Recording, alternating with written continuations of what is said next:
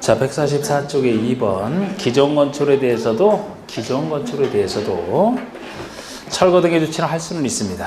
할 수 있다는 게 양가로 1번인데요. 양가로 3번처럼 그 대신 정당한 손실보상을 해줘야 됩니다. 잘못한 사람이 아니기 때문에 나중에 법을 위반하기 위해서 철거 명령을 내렸다 하더라도 정당한 보상이라면 시가보상을 얘기하겠죠. 시가보상 해줘야 됩니다.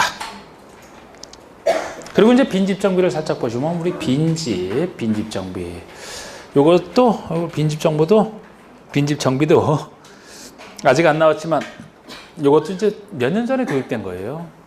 한 3년 됐나 이제. 앞으로 요거는 이제 계속 써먹을 겁니다. 이제 자꾸 우리나라도 여러분들이 수도권에 사시는 분들만 좀 체감을 못해서 그렇지 저 지방일수록 자꾸 빈집이 시골뿐만 아니라 일본에서는 한참 전부터 했던 거고 이거. 그래서 이제 빈집이 방치가 되면은 흉하니까 요거를 이제 행정청에서 빈집을 적극적으로 정비해서 철거를 하고 이제 그런 뭐 공원을 만들든지 뭐 이런 식으로 하려고 나온 거예요. 그러면서 빈집의 개념이 어떤 것이고 여기에서 이제 철거할 때 그 뭐 보상 문제 이런 것들 해주면 되겠네요, 그죠? 자, 우리 빈집 정비.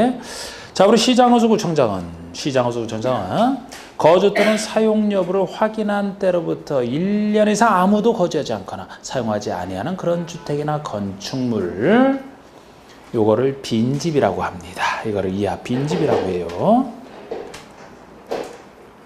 그 주인이 언제 비었는지 상관없이 행정청이 거주 여부를 확인한 때로부터 1년 이상 아무도 거주를 안 하는 1년. 자, 제가 135 중에 1년의 대표적인 걸 이미 했습니다만 이것도 1년과 관련되는 세 가지 중에 하나입니다. 빈집 개념 설명할 때가 1년 이상 비어있다. 이거 빈집이라고 하는데 개념에서 빈집.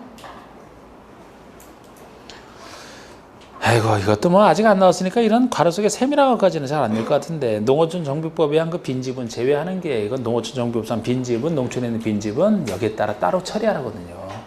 하여튼 제외하고 이런 빈집이 다음에 하나 해당하면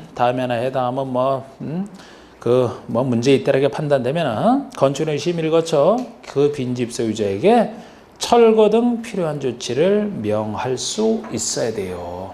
그렇게 빈집이면 철거하라. 철거 명령을 내릴 수 있고 이 경우 빈집 소유자는 특별한 사유가 없으면 60일 내 조치를 이행해야 됩니다. 60일 내 철거를 해야 돼요. 그런데 이렇게 빈집으로 남겨질 정도면 철거 명령 떨어져도 철거 안 할 겁니다. 이거. 팔려고 해도 하도 안 팔리니까 지금 어쩔 수 없이 빈집으로 그냥 방치하고 나온 건데 그쪽 신경도 안 쓰거든. 60일 내 이제 조치를 이행하라 하는 것은 이때까지 안 하면 행정청이 직접 철거하려고 하는 거예요. 대부분 안 할 거야 아마. 60일 내 조치를 이행해야 되지만 자, 양가로 2번 방가로 1번 철거 명령을 받은 빈집 소유자가 특별한 사유 없이 이에 따르지 아니하면 직권으로 그 빈집을 철거할 수 있다.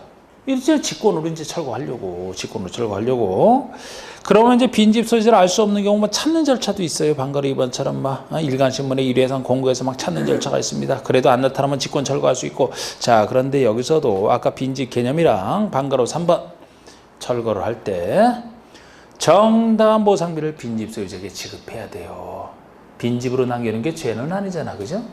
그렇기 때문에 당연히 보상을 해줘야 되는데 여기서 정당한 보상비라는 것이 감정평가액을 말한다는 게 요걸 좀 주의하셔야 된다고. 원래 정당하다면 시가보상을 얘기합니다. 그런데 이건 시가가 있을 수가 없어요. 아까 우리 기존 건축에 대해서는 정당한 보상이 시가보상이라고 했죠? 근데 시가라는 게 있을 수가 없다니까, 빈집은. 그게 비슷하게 팔리는 곳이 있어야 시가라는 게 형성이 되는데 팔리지 않아서 누구도 살 사람이 없어서 그냥 빈집으로 남겨놓은 거 아닙니까? 그래서 그냥 감정평가액으로 보상해 줄 수밖에 없다 이거는. 그런 정도를 좀 주의하시면 됩니다. 건축분쟁 전문위원회 양가로 네모난 4번 건축분쟁 전문위원회. 말 그대로 건축 분쟁을, 각종 건축 분쟁을 다루는 위원회를 얘기합니다. 건축 분쟁을 다루는 위원회를. 이 건축에 관련된 각종 분쟁이에요. 저 건축할 사람이 허가권자에게 그 허가 내주는 거기와 관련된 얘기를 분쟁이라고 안 하고, 같은 민간인끼리 건축주와 뭐 종래 주민 사이에, 주민과 건축 관계자 사이에 서로 간의 분쟁 다 민간인끼리 그 분쟁을 행정청의 그 위원회에서 담당하겠다는 겁니다. 그래서 건축의 건축 등에 대해서 다음의 분쟁의 조정 재정을 위해서 국토교통부에 건축 분쟁 전문위를 둔다 해서 중앙에 두는 거예요. 중앙에. 건축 분쟁 전문위원회는 국토교통부에 둡니다. 다음의 분쟁의 조정 재정을 위해서.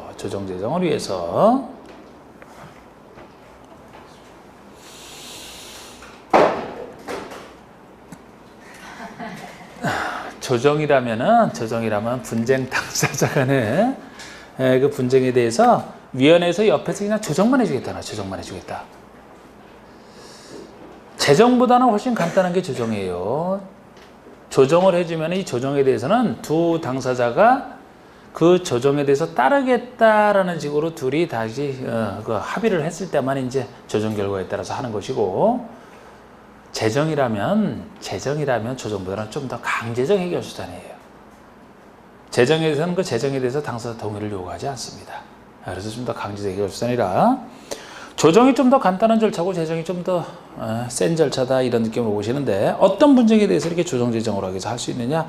방가로 1번부터 6번까지 건축 관계자가 됐든 관계 전문 기술자가 있든 인근 주민이 있든 서로 간에 모든 분쟁 다 들어가요. 모든 문제 다 들어가지만 이렇게 민간 당사자끼리의 분쟁이지 허가권자와 신청원 사이의 분쟁을 얘기하는 건 아닙니다. 근데 그거 하나를 물어보는 게 작년에 역시 한 번 나왔던 거예요. 그냥 아직은 조정의 재정 차이는 요새는 안 물어봤는데, 조정 재정 차이도 알아두면 살짝 좋겠죠. 자, 우리 양가로 이번에 이제 나머지 차이점 위주로 한번 보세요. 양가로 이번에 조정 신청은 해당 사건의 당사자 중 한 명 이상이 하며, 재정 신청은 당사자의 합의로만 한다. 조정은 혼자 신청해도 돼. 조정은 혼자 신청해도 상관없는 게, 다른 사람 몰래 혼자 신청했죠? 그럼 다른 사람은, 신청 안 한 사람은 마음에 안 들면 조정 거부하면 그뿐이에요. 그러니까 별 문제 없어. 그러나 재정은 강제적 해결 수단이라 신청할 때부터 합의로만 신청이 가능해. 혼자 신청하는 건 안 됩니다. 그러니까 재정이 조정보다는 신청 단계에서 재정이 더 어려운 거죠. 그런 차이점. 또 처리 기한이 있는데, 조정 신청에 대해서는 60일 내에, 재정 신청을 받은 경우는 120일 내 절차를 완료해야 되거든요. 60일, 120일 딱 2배 차이가 나는데, 재정이 좀 더 어려운 거니까 좀 더 긴 120일, 조정은 간단한 것이라 60일, 2배 차이가 나고, 위원회에서도 조정은 3인의 위원으로 구성되는 조정위원회에서, 재정은 5인의 위원으로 구성되는 재정위원회에서 3인이냐 5인이냐, 좀 더 어려운 재정이 좀 더 많은 5인, 이렇게 구성이 되는 거죠. 그 다음에 5번, 6번 조정과 재정의 효력이 각각 나오는데, 5번의 조정의 효력은 조정위원회가 조정안을 만들면 이 안을 만들자마자 당사자에게 제시하고요. 이 조정안을 제시받은 당사자가 15일 내에 수락 여부를 통보하는데, 3번처럼 당사자가 조정안을 수락하고 조정서에 기명 달인할 때 당사자 의 조정서와 같은 내용의 합의가 성립된 것으로 봅니다.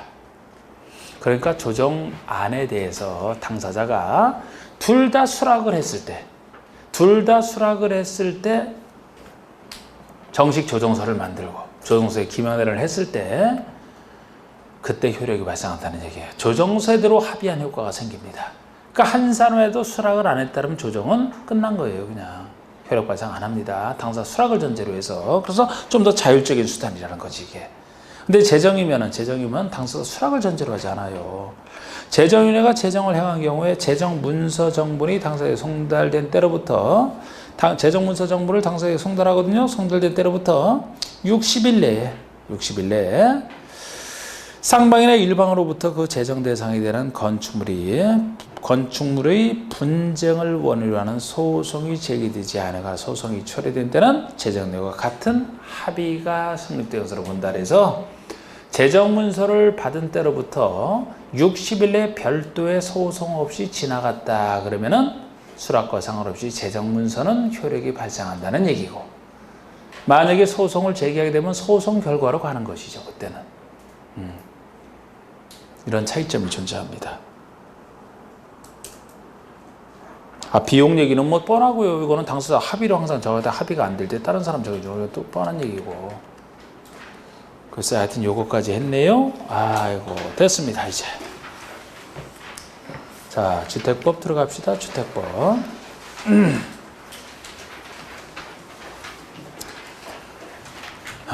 주택법에서 오늘 나머지 시간 동안에 용어라도 다 할지 모르겠네. 보통 용어가 1시간 걸리는데.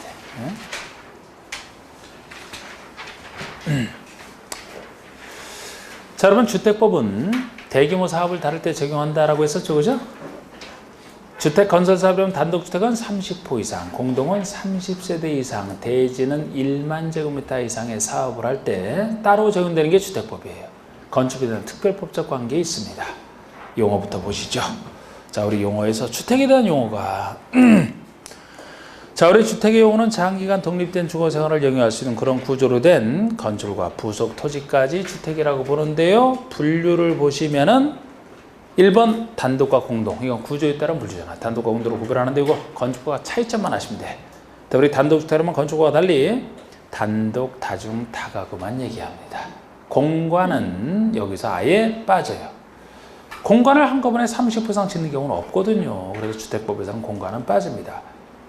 그리고 공동택이라면 아파트 1억 다세대만 얘기해요. 기숙사 역시 빠집니다. 기숙사는 주택법에서는 준주택에 들어가요. 이 차이점만 아시고 내용은 건축법랑 똑같은데 이 차이점만 아시고 그 다음에 2번이 재원에 따른 분류라고 해서 국민주택과 민영주택으로 구분하는 거 유명하죠. 우리 국민주택 개념을 정확히 알아두시고 국민주택이 아닌 나머지를 다 민영이라고 합니다. 자, 우리 국민주택이라면 다음에 어느 하나에 해당하는 동그라미 1, 2번 둘 중에 하나로서 국민주택 규모를 갖춘 것을 얘기해요. 반드시 국민주택 규모를 갖춰야만 국민주택이라는 말을 씁니다. 국민주택 규모라면 괄호 속의 전용 면적, 주택보다는 다 전용 면적으로 계산한다. 1호 1세대당 85제곱미터 이하. 1호 1세대당 85 이하가 국민주택 규모죠. 그런데 정확하게는 예외까지도 수도권을 제외한 수도권이 아닌 지방이라고 얘기를 합니다. 수도권이 아닌 지방 중에서도 다시 사람 많은 도시지역이 아닌 지방 중에서도 도시지역이 아닌 읍면을 전제로 해서만 100이하까지 인정을 하는 예외. 이런 주택을 말하는데 어느 것으로서 이러한 국민주택 규모를 갖춰야 되느냐? 기억년 둘 중에 하나. 기억번이 국가, 지자체, 토지주택공사, 지방공사, 즉 이게 바로 주택법에서는 공공사업주체라고 하는 거예요. 주택구조는 사업주체라고 얘기를 하지 않습니까? 공공사업주체예요. 공공사업주체가 건설한 주택으로서 85 국민주택 규모 이하 아니면은 니은번은 민간이 지어도 상관없는데 국가지자체 재정이나 주택 도시기금으로부터 자금을 지원받아 건설되거나 개념된 주택으로서 국민주택 규모. 그러니까 공공이 지었더라도 국민주택 규모 아니면 행정청의 재정이나 주택 도시기금으로부터 지원받아 지은 것으로서 국민주택 규모를 갖췄을 때만 만약에 국민주택 규모를 갖추지 못했다? 그러면 민영이 되는 거예요. 그 아래 보세요. 민영주택. 국민주택을 제외한 나머지를 다 얘기합니다. 그러니까 공공이 지었더라도 만약에 85를 초과한다.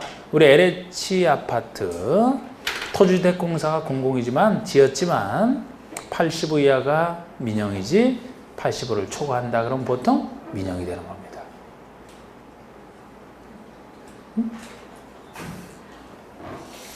그러니까 국민주택이 아닌 게 다 민영이다 이렇게 보시면 되고 사업주택이라는 분류가 아니라는 거예요. 민간 사업주택도 국민주택 지을 수 있고 민영주택 지을 수 있다는 얘기죠. 자, 우리 임대주택은 분양주택에 대한 반대죠. 그냥 임대 목적으로 하는 주택, 공공임대와 민간임대로 나눠지는 임대주택, 별 얘기도 없습니다. 자, 우리 4번의 토지임대부 분양주택은 보통 분양주택인데 그 앞에 토지임대부라는 부관에 붙어 있어요. 보통 분양할 때는 토지나 건축에 대한 둘 다 분양하는 게 보통인데 토지임대부라면 토지를 임대하는 부관에 붙어 있으니까 토지를 분양하는 게 아니고 토지는 지은 사람이 그대로 가지고 있으면서 나중에 주택을 분양받은 자에게 이제 토지 임대료만 따로 받는 일종의 반값 아파트라고 했어요. 요 주택을 짓는 사람, 분양받는 사람은 주택값만 내고 들어가는 거예요. 그 대신 토지는 분양받지 않기 때문에 값싸게 들어갈 수 있지만 토지 사용료는 따로 내야 되는. 자, 토지 소유권은 사업 승인을 받아 토지 임대부 분양주택 건설 사업을 시행한 자가 가지고 분양하지 않고 건축물 및 복리시설도 건축물 아닙니까? 건축물 및 복리시설에 대한 소유권은 주택을 분양받은 자가 가지는. 그래서 나중에 이제 토지 임대차 기한이 끝나면 토지를 그때 가서 나중에 돈 벌어서 분양받으면 되는 일종의 반값 아파트, 토지 임대 분양주택을 얘기합니다. 자, 세대구분형 공동주택이 요새 아주 인기 있는 거라 그랬어요. 세대구분형. 지금은 이제 이게 유력합니다. 그래서 올해 시험에서도 세대를 구분하는 형태잖아. 세대를 구분하는 형태의 공동주택. 그래서 원래는 한 세대짜리인데 이거를 편 이상 둘 이상 세대로 짓거나 둘 이상 세대로 지어서 쓰다가 나중에 통합을 하거나 아니면 새로 짓는 게 아니고 기존에 있는 공동주택을 최대 두 세대까지 이렇게 구분해서 쓰다가 나중에 통합할 수 있는. 지금은 두 가지 종류가 있어요. 건설형과 관리형. 관리형이라고 말을 붙이는 게 좀 그럴듯한지 모르겠는데 크게 두 가지가 존재합니다. 이게 새로 신설된 거잖아. 이거는 기존부터 있었던 것이고 기존에 있을 때도 문제 낸 적이 있고 새로 건설할 때뿐만 아니고 지금 기존 공동주택을 세대 구분으로 바꿔 쓰는 경우까지 새로 생겨난 거예요. 둘의 기준이 다릅니다. 그래서 새로 건설하느냐 아니냐에 따라서 나눠봐야 돼요. 그래서 이거 어쨌든 둘 이상으로 나눴다. 둘 이상으로 나눠서 건설했든 둘 이상으로 관리하든 한 곳에 살면서 다른 주택은 임대형으로 쓰면 임대 수익이 생긴다는 거죠. 이걸 수익형 주택 이렇게도 부르는 게 사회적으로 부르는 게 이거잖아. 세대 구분형. 자, 1번 보시면 공동주택의 주택 내부 공간의 일부를 세대별로 구분하여 생활에 강한 구조라되 일부를 세대별로 구분하여 가능한 구조라되 그 구분된 공간 일부를 구분 소유할 수 없다는 것은 공통점이에요. 공통점. 편의상 나누어서 임대용으로 쓰겠다는 얘기입니다. 한 사람이 다 가지고 있는 것이기 때문에 나눠진 일부를 구분 소유할 수 없다는 거예요. 구분 소유하면 나중에 통합이 안 되잖아요. 한 사람이 가지고 있는 걸 전제합니다. 구분 소유할 수 없다. 이건 공통점이고요. 다음 기준에 적합한데 이 기준이 기역, 니은 둘로 나눠지는 거예요. 니은번이 새로 추가된 거죠. 자, 우리 기역번이면 사업승인을 받아 건설하는. 이게 건설형의 건설, 새로 건설하는 걸 전제로 하는 겁니다. 새로 건설하는 거, 기존부터 있던 거, 새로 건설할 때 이게 건설형인데 다음 요건을 다 갖춰야 돼요. 가번에 세대별로 구분된 각각의 공간마다 별도의 욕실 부엌과 현관까지 설치하라. 각각 독립된 주거생활을 해야 되기 때문에 욕실 부엌 필수고 현관마저도 별도로 설치하게 돼 있어요. 그리고 나중에 통합해야 되기 때문에 하나의 세대가 통합하여 사용할 수 있도록 세대 간의 연결문이나 경량구조의 경계벽을 설치하라. 그런 얘기도 있고요. 다라번이 세대 구분형 공동주택의 특징 때문에 나오는 얘기입니다. 사실상 여러 세대로 쓴다 하더라도 세대 건설하는 것은 두 세대 이상만 되면 되잖아. 사실상 여러 세대로 쓴다 하더라도 세대수 계산하는 것은 다 한 세대로 계산하는 것은 양쪽이 다 똑같은 얘기예요. 한 세대로 계산하기 때문에 우리 주차장을 설치할 때는 이 세대당 주차장 얼마 몇 대 이렇게 설치하기 때문에 한 세대로 보기 때문에 이거는 주차장이 부족해지는 단점이 있어요. 그래서 그 단점 보완 때문에 세대 구분형 공동주택이 차지하는 세대수 기준이든 면적 기준은 이것이 전체에 비해서 작아야 된다. 작다는 기준 중에 하나인 3분의 1 이하여야 된다라는 것을 수에서는 다번에, 면적에서는 라번에서 얘기하고 있는 겁니다. 다라번이 똑같이 3분의 1 이하예요.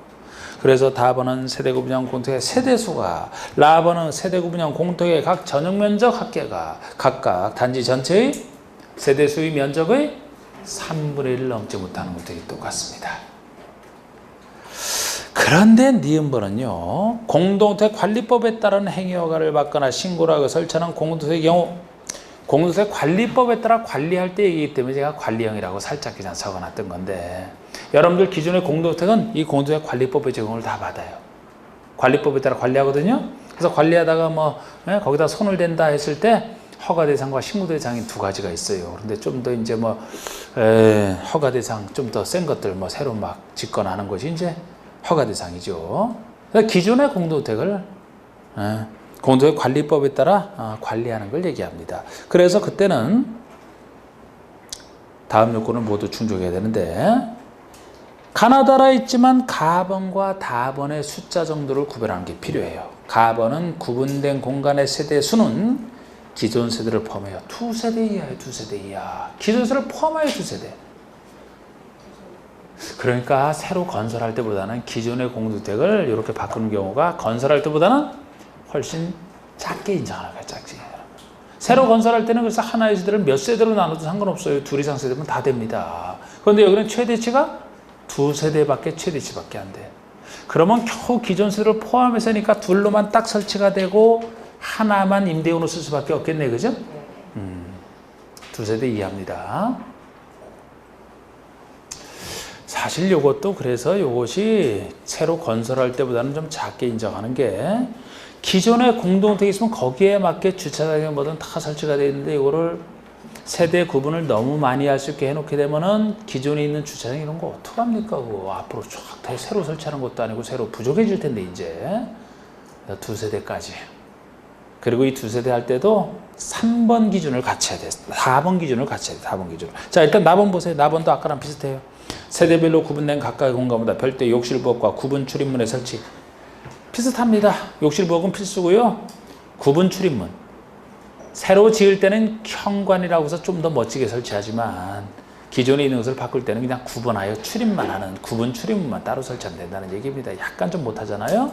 그리고 특히 다번이 세대 구분형 공동주택의 세대수가 단지 안의 전체 세대수의 10분의 1 이하, 10분의 1과 동별 각 동에서는 전체 세대수의 3분의 1을 각각 넘지 않아야 된다. 이런 기준. 요 기준도 아까 건설형에 비해 보면은 더 까다롭지 않습니까?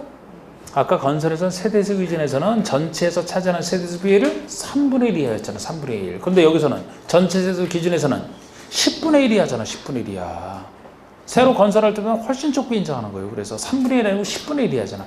물론 단지 전체에서는 10분의 1 이하고 동별로는 따로 3분의 1 이하를 다 갖춰야 되지만 똑같은 단지 전체 기준에서 건설형은 3분의 1인데 여기는 10분의 1 이하니까 훨씬 좁게 인정하는 거죠.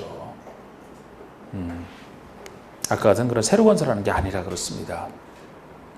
그리고 동그라미 이번에 하나의 세대로 산정한다는 건 공통된 얘기고 주택건설 기준 등을 적용할 때 세대 구분형 공동주택 세대는 그 구분된 공간의 세대에 관계없이 하나의 세대로 산정한다라는 거죠. 그 다음에 6번 또 도시형 전통적으로 항상 소홀하게 다루면 안 되는 도시형 생활주택. 자, 이게 자투리 땅 활용으로 해서 나온 공통점 300세대 미만입니다. 그래서 최대가 300세대 미만. 자투리 땅 활용으로 해서 나온 취지라고 했어요. 그 대신 300세대 미만으로 통제하되 혜택은 제일 많이 줍니다. 작은 세대로 지으라면 이거 인기 없어요. 그래서 혜택을 많이 줌으로써 인기를 유도하고 있고 그 대신 세대에서는 300세대 미만으로 지으라는 겁니다. 공유주택 규모에 해당돼요. 그래서 생활형이라고 하는 거예요. 생활형. 도시형 생활주택이죠. 사치용이 아니고 공유주택 규모. 그리고 도시지역에 건설합니다. 그래서 도시형이 붙어 있어요. 그래서 세대 구분형이란다. 도시형 생활주택은 어떤 종류라도 전용 면적이 80으로 넘지 못하는 거예요. 도시지역이라면 예외 100도 적용이 안 되잖아. 그래서 도시지역에 지으면서 공유주택 규모 그리고 300세대 미만이 되겠습니다. 이건 공통점으로서 종류는 3가지로 나뉘는데 사실 이건 지겨울 정도로 많이 했죠. 그죠? 특수한 원룸형이 아닌 단지형 연립, 단지형 다세대. 특히 원룸형이 특수한 건데 우리 원룸형이면 별도로 다음 요건을 모두 갖춘 공동주택을 전제로 합니다. 그러니까 공동주택이니까 아파트 연립 다세대 중에서만 다음 원룸형 요건을 따로 갖춰야 돼요. 그래서 우리 아파트만 밑줄 거는 게 아파트는 도시형 생활주택으로서 혜택받아 짓는다 그러면은 원룸 형태밖에 없습니다. 무조건 아파트가 나오면 원룸 형태로만 답을 하셔야 돼요. 원룸 요건을 갖춰야 됩니다. 연립 다세대는 원룸형이 아니면 단지형 연립 다세 단지형 형태도 가능하거든요. 근데 아파트는 단지형 아파트라는 개념이 없어서 원룸 형태로만 가능하고. 자, 그럼 원룸의 요건이 어떤 거냐? 세대별 전용면적이 50이야. 원룸이라서 너무 넓으면 안 돼. 최대가 50이야. 국민주택 규모 중에서도 50이야란 말이에요. 그래서 이거 원룸형 하면서 원룸형 하면서 50이야 이렇게 했던 거잖아. 숫자 50이야. 그리고 나번에 세대별로 독립진주가 가능하도록 욕실 부엌, 아무리 원룸 작아도 욕실 부엌은 필수입니다. 원룸에서 독립대조가사를 해야 되기 때문에. 그리고 다분도 주의하셔야 되는 게 욕실과 보일러실을 제외한 부분을 하나의 공간으로 구성하라. 아무리 원룸형이라고 해서 모든 게 하나의 공간 아니에요. 제가 원룸 중에서도 욕실은 어쩔 수 없다. 이건 분리를 해야 된다. 안 그러면 민망하니까 아무리 같이 살아도 욕실,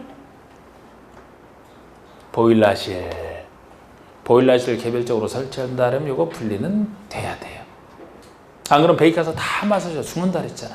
그래서 욕실과 보일러실을 제외한 부분을 하나의 공간으로 구성한다. 원룸 형태가 되는데 이 하나의 공간인데 이것도 원룸 중에서 조금 넓다. 약 중간 이상.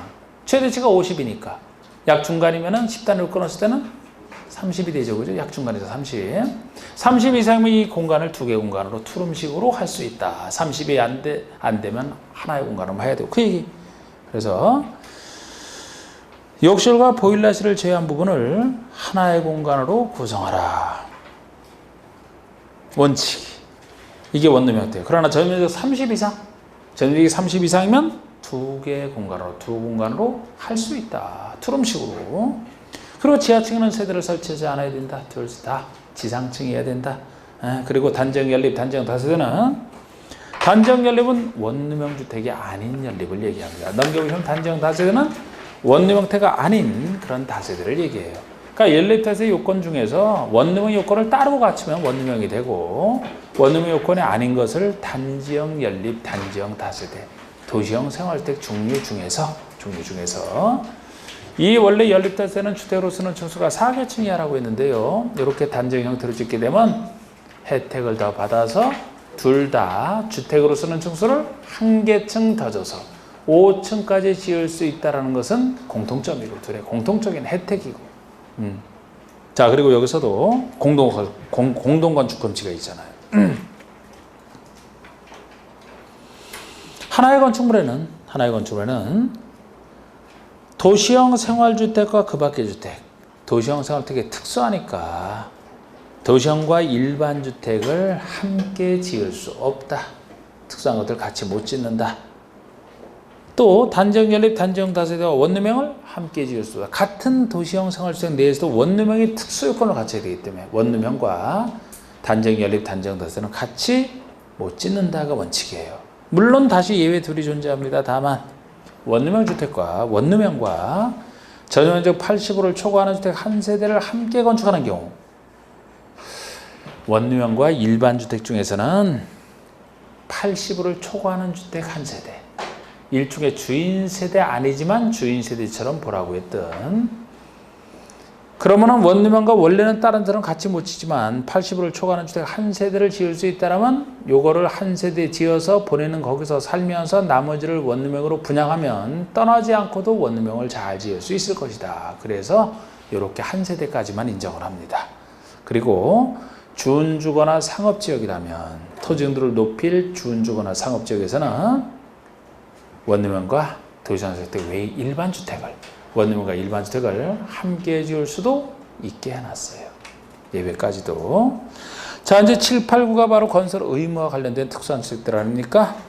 자, 7번에 에너지력형, 친환경, 8번에 건강, 친화형, 9번에 장수명.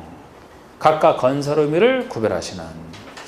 자, 여기서는 이제 제일 좋은 게 장수명이고 그 다음 좋은 게 건강, 친화형이고 셋 중에서는 에너지 절약형이 에너지만 절약하기 때문에 제일 떨어지는 것이라, 제일 돈이 덜 들어가는 것이라 건설 의무는 제일 넓죠. 이게 건설 의무는 제일 넓습니다. 7번의 에너지 절약형 친환경은 말 그대로 저에너지, 에너지를 적게 쓰는 저에너지 건물 조성 기술 등을 사용하여 에너지 사용량을 줄이거나 이산화탄소 배출량을 저감할 수 있도록 건설된 주택을 말한다. 무조건 이렇게 에너지 사용량 절감하거나 이산화탄소 배출량 저감할 수 줄이면 다 에너지 절약형이에요. 우리 써야 될 기준이 따로 0에 있습니다. 이때 사용해야 될 기준이 따로 있어요. 몰라도 돼. 그런데 하여튼 에너지를 절약한다는 겁니다.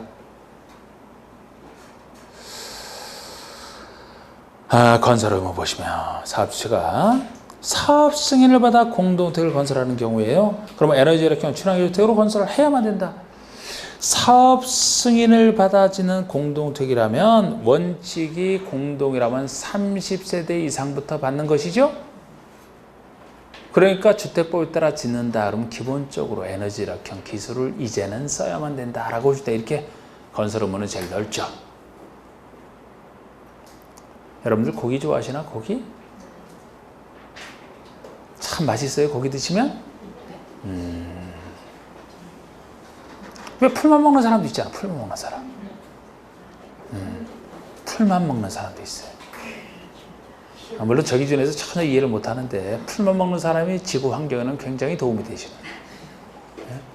우리 고기 먹는 거에서 그 이산화탄소, 일산화탄소 이게 그거 온실가스가 제일 많이 나오잖아요. 소 같은 거 트림 한번 할 때마다 엄청난 양의 가스가 배출된대.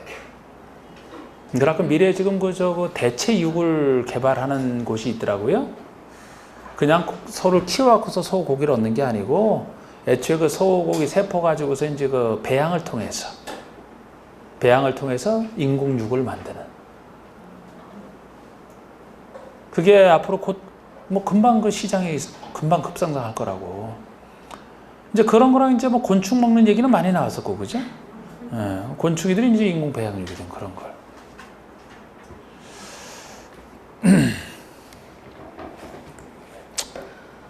그런데 단백질 없이도 살더라고요, 여러분. 라면에는 탄수화물 이런 거 있지 단백질 하나도 없잖아요. 라면을 몇 끼 다른 거 전혀 안 먹고 라면만 3끼 48년 동안 먹어요. 건강한 사람.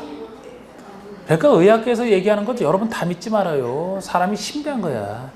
의학계에서 의사들이 얘기하는 거 다 믿으면 그거 내가 볼 때 무식한 사람이야. 그런 건데 이상한 것을 발표를 잘 안 해요.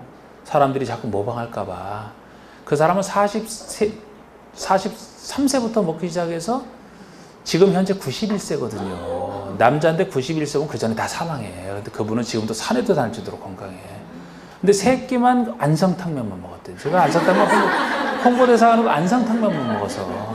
그게 43세 됐을 때 병이 걸려갖고 장이협착증이라고 있대요. 잘 모르겠는데 장이협착증이 걸려갖고 뭐를 먹으면은 그냥 올리는 거야 다. 흡수를 못해서. 그래서 계속 시들에다가 죽을 맛이지. 그러다가 이제 안성탕면을 한번 끓여 먹으면 그거는 소화가 되더래요. 그래갖고 이상하다 싶어 그것만 소화가 돼. 다른 건 안 되고. 그래갖고 어쩔 수 없이 그것만 먹게 된 거예요. 신기하죠. 그래서 지금 한 10년 전부터는 그 안성탕면 회사에서 그 무료로 준대. 그거 사실을 알고. 무조건 안성탕면만. 하루 3끼 그냥 그대로. 다른 걸 못 먹는데 아예. 그런데 요새 건강하다니까? 그러니까 의사들한테 그거를 물으니까 의사는 모르면 모른다래지. 그냥 또 여기 단백질 없고 그런데 참 그래도 이렇게 건강한 것은 산을 다니기 때문이 아니겠느냐. 야, 모르면 모른다래지. 뭘 산을 가지고. 산에서 자연에서 살던 사람들도 죽은 사람 바로 죽고 병든 사람 병드는데 가끔씩 그런 거 갖고 핑계를 찾는 거지. 콜라만 먹고 살아도 이렇게 그런 사람이 있었잖아, 막. 네, 그죠. 그러니까 인체가 심한 거라니까, 이게. 이걸 자꾸 일반화 시켜갖고 재단하는 게 좀 그렇지, 이게. 그래서 와이프한테도 그 얘기를 듣자마자 강력하게 얘기를 했잖아요. 맨날, 아니, 수프에 제일 많은 게 뭐예요, 그거. MSG가 제일 많잖아, 그 맛있는 것이. 근데 그게 건강에 안 좋다고 하는데, 사보라고 그렇게 그 사람 얼마나 건강하게 사는데, 그게. 예? 남자로서 91세 넘었는데 건강하다는 건 대단한 겁니다, 그거. 그랬더니 그냥 그런 감에서 그냥 지나가던데 또 항상. 자, 건강친화형 보세요. 건강친화형.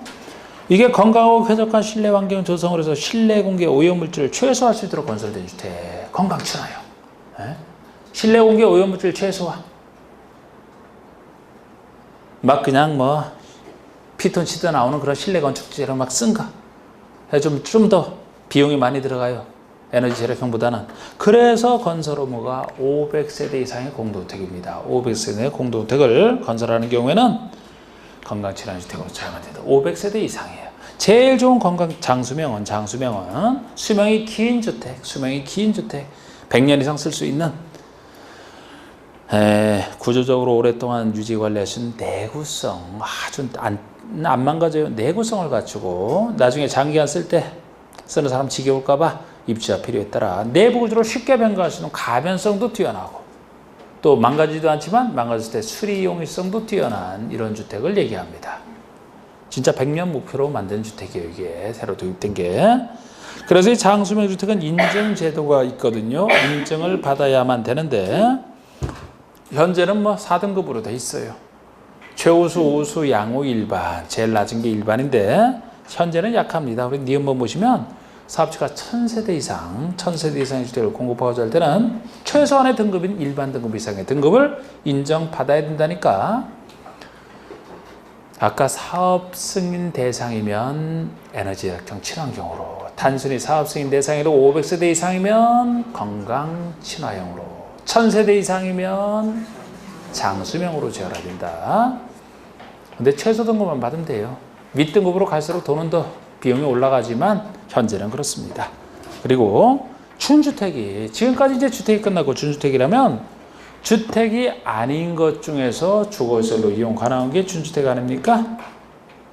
주택 외의 건축물과 부수소지 분류상 주택이 아닌 것에 속하는데 주거시설로 이용 가능한 시설로서 네 가지가 있습니다. 나는 커피가 싫어요라고 외치는 오노 타기. 커피가 싫어요가 아니고 커피를 좋다고 외친다 그랬죠? 나는 타기. 차가 싫어요라고 외치는 거죠. 오노 타기. 오피스텔, 노인복지주택, 다중생활시설, 기숙사, 오노 타기 준주택입니다. 그 다음에 주택조합이 주택부에 나오는 조합인데요.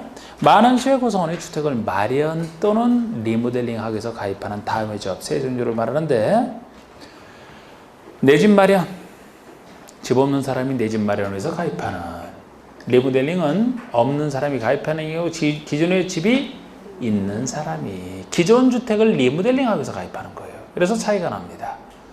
그래서 셋으로 나눠집니다만 지역 직장 리모델링에서 리모델링은 리모델링으로 해서 가입하는 것이고요. 지역과 직장이 내 집 마련이라는 점에서 공통점이 있어요. 그래서 나중에 주택조 아파트에서도 마련을 전제로 하는 것. 마련한다는 것은 새로운 주택을 지어서 건설하여 공급받았을 때 마련이 되기 때문에 건설 공급에 관련된 규정은 지역과 직장에만 적용되는 규정이 있습니다. 내 집 마련이라고 그래요. 리모델링은 새로운 사람이 마련하는 게 아니죠. 기존 주택을 가지고 있는 사람이 있는 상태에서 리모델링 하기 때문에 새로 공급받는 것도 아니고, 그래서 건설 공급과 관련 없는 규정이 리모델링만 적용되는, 같은 조합이라도 이렇게 취급이 달라지는, 그렇게 준비를 하셔야 되고, 자, 먼저 지역은 다음 구분에 따른 지역에 거주하는 주민이 주택을 마련하기 위해서인데 누가 가입할 수 있느냐? 9가지 종류가 있어요. 서울, 경기, 인천. 옛날에는 같은 특광시군에 사는 사람들만이 가입했는데 지금은 워낙 광역 교통망이 발달했기 때문에 지도 생각해서 경기도 안에 서울 있고 인천이 있으니까 서울, 경기, 인천은 같이 가입할 수 있다. 예를 들어서 뭐 경기도 사람이 강원도 사람과 가입할 수 있다 그러면 틀려요. 강원도 이렇게 하면 틀리지. 이번에 대전, 충남, 세종. 충남 안에 대전과 세종이 존재하니까 같이. 충청북도 사람들끼리만. 광주와 전라남도 안에 광주 있으니까 같이지. 전북은 안 됩니다. 전북은 전북 사람끼리만. 대구와 경북 안에 대구 있으니까 경남이랑 안 돼요. 부산, 울산, 경남 안에 부산, 울산이 있으니까 이렇게는 같이 가입이 가능합니다. 강원도 따로, 제주도 따로. 이게 지역조합 가입하는 모습이죠. 직장이면 같은 직장의 근로자가 역시 내 집 마련을 위해서, 같은 직장의 근로자가 내 집 마련을 위해서 마련이고요. 리모델링이라면 기존 소유자가 리모델링에서 가입하는 건데 공동주택의 소유자지 단독주택 소유자는 없습니다. 단독주택은 혼자 하면 된다 그랬어요. 공동주택은 구분 소유가 되기 때문에 아무리 하나의 동이라 해도 혼자 할 수 없는 겁니다. 그래서 가입할 수 있게 해놓은 게 리분리된 조합이죠. 그래서 단독은 필요 없어요. 이렇게. 그리고 주택단지 개념에 나오죠. 주택단지. 사업 승인 얻어 주택 등을 건설하거나 대지를 주장 일단의 토지. 주택법이라면 사업 승인을 받아 주택 등을 건설하는 일단의 토지 전체를 하나의 단지라고 보는데요. 다만 다음 시설로 분리된 토지는 각각 별개 단지로 본다. 하나로 지어졌다 하더라도 원래는 하나의 주택단지로 지어졌다 하더라도 나중에 문제가 생겨서 다음으로 분리된 무엇으로 분리된 다음으로 분리된 이 단지는 하나의 단지로 보는 게 아니고 각각을 따로 단지로 봐야 되겠다는 거예요. 이 정도를 주의하시면 되죠. 가번에 철도나 고속도로, 자동차 전용도로 분리가 됐다. 자, 우리 철도로 분리가 됐어요. 자동차 전용도로, 고속도로로 분리가 됐다. 그러면은 너무 험한 곳으로 분리가 됐기 때문에 하나의 단지로 봐서는 안 된다 그랬죠? 당연히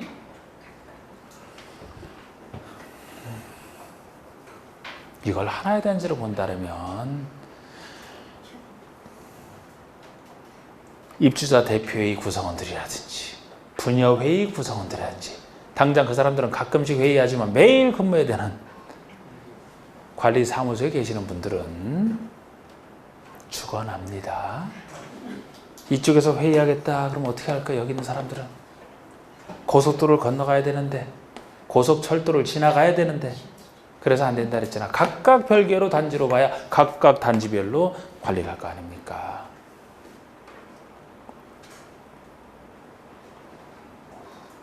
그래서 같은 취지로서 라번의 위에 준하는 것으로서 영정하는 도로라고 해서 뭐 서울특별시도 아니면 경기도도 아니면 지방도나 뭐 특광시군도 다 있어요. 지방도 이것도 다 분리되어 있으면 별개 단지로 봅니다. 그런데 이것도 낸다름 나번의 일반 도로라면 폭이 20m 이상의 일반 도로. 그러니까 뭐 지방도나 국도 이런 게 아니고 자동차 전용도로 이런 것도 아니다라면 일반 도로라면 일반 도로라면 폭이 작은 도로라면 그냥 건너서 왔다 갔다 할 수 있다는 거 크게 위험하지 않다고 보거든요. 그런데 폭이 20m 이상이면 역시 넓은 도로니까 건너가는데 한참이래 거예요. 건너갔다 왔다 갔다 하다가 무슨 사고 당할지 몰라요.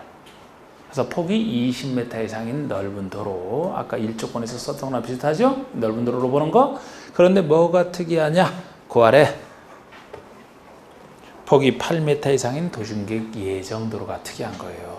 도시군계획 예정도로라면은 아직은 계획상으로만 들어서 있죠. 건설이 안 돼 있는 예정된 도로를 얘기하거든요. 그 대신 이건 다른 도로와 달리 반드시 도시군 관리기로 결정이 된 걸 전제로 하죠. 그래야 도심계획 예정도로가 되니까요. 요거는 이상하게도 8m 이상인 도로로 아직 건설도 안 돼 있지만 8m 이상인 도심계획 예정도로로 분리돼 있다. 이때는 별개 단지로 보겠다는 겁니다. 이게 특이한 거예요. 우리 취지상 일반 도로라면 폭이 20m 이상의 일반 도로로 분리되어 있을 때, 그러나 도심계획 예정도로는 폭이 8m 이상의 예정도로 분리되어 있으면 별개 단지로 보겠다. 자, 이제 그 아래 부대시설, 복리시설 구별하는 건 간단하게 구별해 보시고, 우리 부대는 주거생활에 딸려 있어야 되는, 복리는 없어도 되지만 있으면 주민의 복리를 위해서 좋은 시설로서 정비법 개념과도 조금 달라요. 주민 공동시설과는 좀 다른 개념입니다. 비슷해 보여도 달라요. 자, 6번에 둘을 구별하셔야 돼. 부대시설은 주택에 딸려있는, 필요해서 딸려있는, 주택에 딸린 주차장 없으면 어떻게 주차를 하겠습니까? 관리사무소가 없으면 도대체 관리를 어떻게 할 건데. 담장에 있어야지만 다른 단지랑 구체적으로 구별이 되죠. 단지 안에 도로가 있어야 주차장으로 들어갈 수 있는 딸려있는 시설을 얘기합니다. 반면에 부대시설과 구별되는 복리시설이라면 단지 안에 입주자가 생활 복리를 위한 공동시설이에요. 공동시설 중에서 생활 복리를 위한 시설. 그러니까 꼭 딸려 있을 필요는 없는데 있으면 주민의 복리를 위해서 좋은 그런 시설을 생각하시면 되죠. 어린 놀이터 있으면 애들 노는데 편하지 않습니까? 없어도 주거생활은 문제없지만 있으면 편한 근린생활시설이 있어야 상가등이 있어야 편리하게 이용하시고, 유치원도 그래요. 유치원도 만약에 여기 있다면 유치원은 딸려 있는 시설은 아니죠. 있으면 주민의 복리를 위한 시설로 들어간다는 거예요. 주민운동시설 있으면 운동하기 편한 경로당 있으면 노인분들이 놀기에 편한 부대로가 구별만 되는 시설. 우리 간선시설이 우리 기반설 중에서도 좀 더 중요한 기반설을 기간시설이라고 해요. 기반 중에서 간부간자 기간시설이라는데, 간선은 바로 이 기관과 기관을 연결시키는 선, 간선 이렇게 해요. 기관의 간자와 선, 연결할 선. 그래서 도로나 상하수도나 전기, 가스, 통신, 지역 난방시설. 도로, 상수도, 하수도, 전기, 가스, 통신, 지역 난방시설 같은 경우가 기간시설이거든요. 주거 생활에서 이게 없으면 어떻게 살아가겠습니까? 이런 기간시설, 단지 안에 기간시설을, 단지 안에 기간시설을 단지 밖에 있는 같은 종류의 기간시설에 연결시키는 선을 기본적으로 간선이라고 해요. 기관과 기관을 연결시키는 선을 간선시설이라고 하는데, 다만 가스, 통신, 지역 난방 시설의 경우는 단지 안의 기관설을 포함해서 얘기를 합니다. 원래는 연결시키는 선만 얘기하지만, 이것도 굳이 한다면 가스 시설의 가스, 통신의 통, 그리고 지역 난방에서 난방이잖아요. 그럼 가스통으로 난방하는 이 세 가지는 단지 안의 것까지 포함해서 얘기를 하는 게 간선시설 개념입니다. 공구라면 공사는 구역의 줄임말. 보통 단지 전체를 하나로 통으로 공사하는 경우가 많습니다만, 필요한 경우 둘 이상 공구로 나눠서 각각의 공구로 사업을 하는 게 편하다. 이게 둘 이상 나눈 것을 각각의 공사하는 구역 공구라고 합니다. 그래서 하나의 주택 단지에서 둘 이상으로 구분되는 일단의 구역을 각각의 공구라고 하고요. 당연히 나눠서 각각 사업을 하기 때문에 착공신고나 사용검사를 별도로 수용할 수 있는 장점이 있는 게 공구예요. 다음 요건을 모두 갖춰야 되는데, 동그라미 1번에 그 공구와 공구를 구별할 수 있게끔 단지 안에 도로 등을 조성하여 6m 이상 폭으로 공구와 관계는 확정하라. 6m 이상 폭으로 구별하라.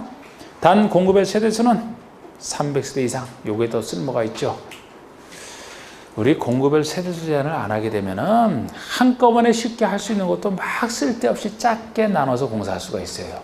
그것도 안 돼. 그래서 이게 큰 사업할 때 나누는 게 필요하다고 보기 때문에 나눌 수는 있어. 나누더라도 각각의 공급별로 300세 이상은 돼야 된다는 거예요. 300세 이상은 돼야 됩니다. 각각의 공급별로. 자, 그러면은 그 다음에 공공택지요. 주택부산 공공택지는 다음에 공공사업에 의해서 개발조정되는 공유주택 건설용지를 말한다. 그래서 공공사업으로 조정되는 개발주택 건설용지를 공공택지라고 해요. 민간택지보다는 좀 싸게 공급하시는, 왜? 공공사업으로 조정됐으니까. 공공사업이 무엇인지는 거기다가 쭉 적어놨습니다. 대충 보세요. 11번의 리모델링 개념은 이게 건축법랑 다르다는 거. 그리고 여기 내용까지 좀 더 깊게 돼 있어요.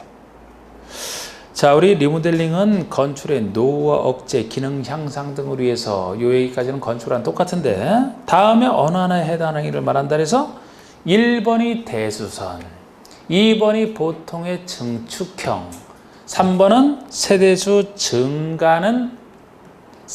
증가형을 얘기합니다.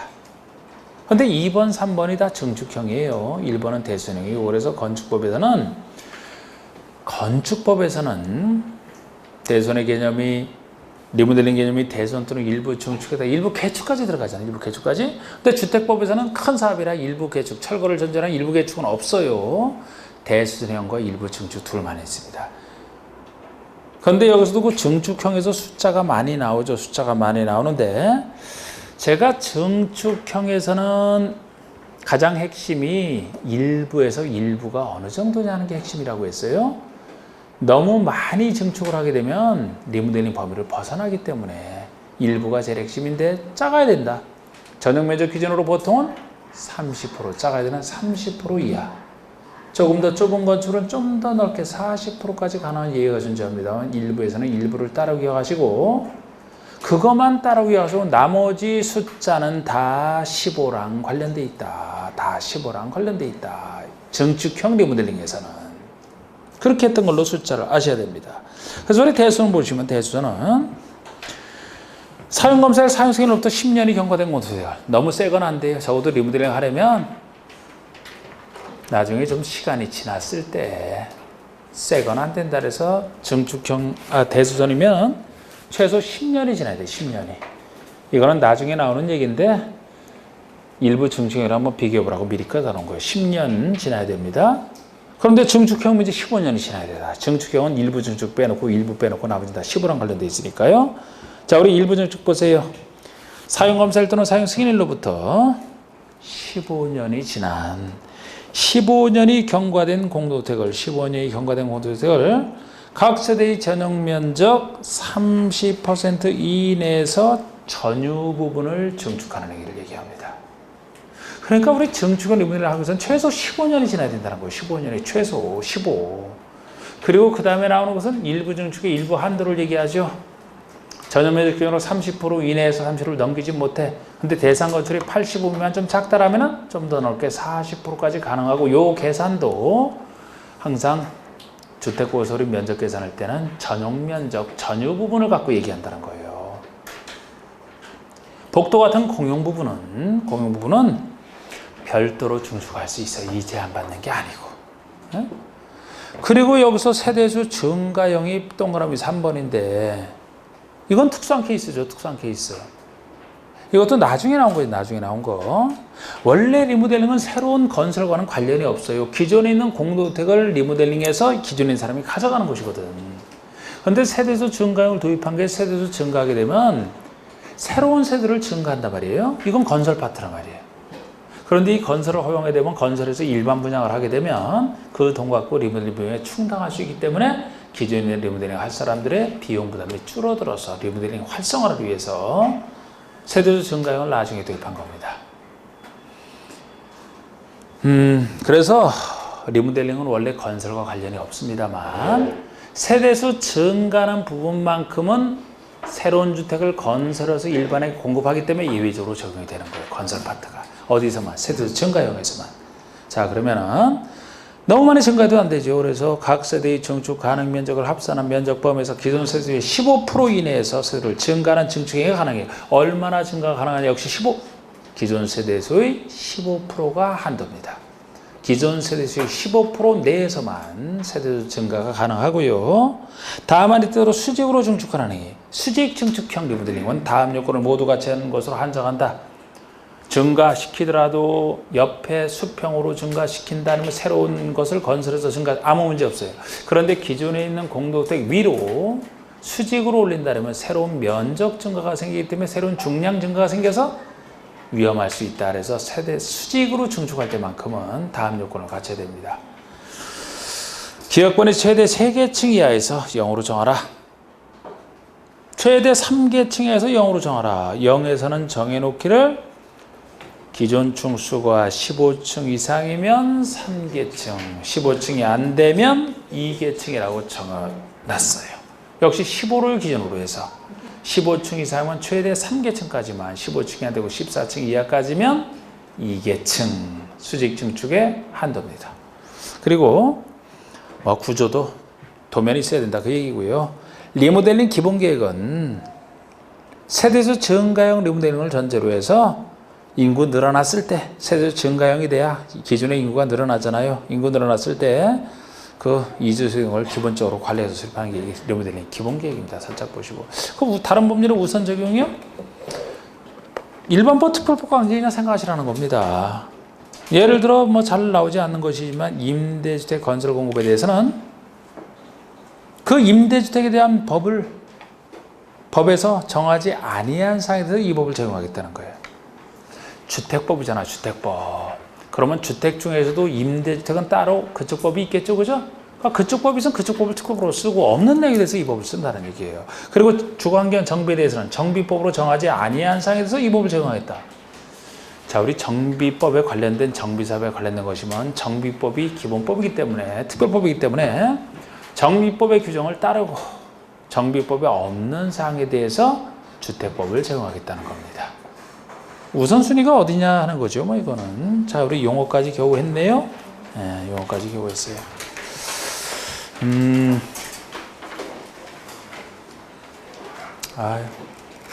하여튼 할 게 많네. 자, 마치겠습니다. 오늘 여기서 수고하셨습니다.